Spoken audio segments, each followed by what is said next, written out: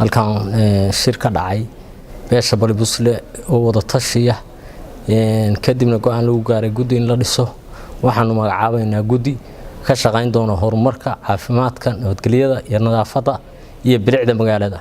waxa loo baahan yahay guddiga inay la xisaabtamaan qaybaha bulshada sida motoraystayaasha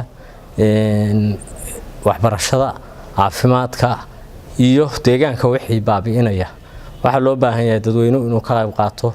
horumarka dalka kala damaynta iyo nabadgelyada haddaan kala damayn iyo nabadgelyo la helin waxa dhacaya burbur nabadgelyo xumo waxbarasho xumo caafimaad darro guddigaas aanu magacaabayno maalmaha soo aadan waxa aanu ku aadinayno horumarka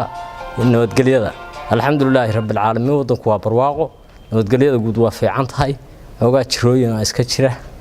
iyo shaqo la'aantana waxa keeni kara horumar la'aanta kala damayn la'aanta iyo dadku aan isxurmayn oo nabadgelyada ilaashan waxa loo baahan yahay Puntland deegaan kasta asaga isku tashaday wada tashi in wax lagu wada qabsado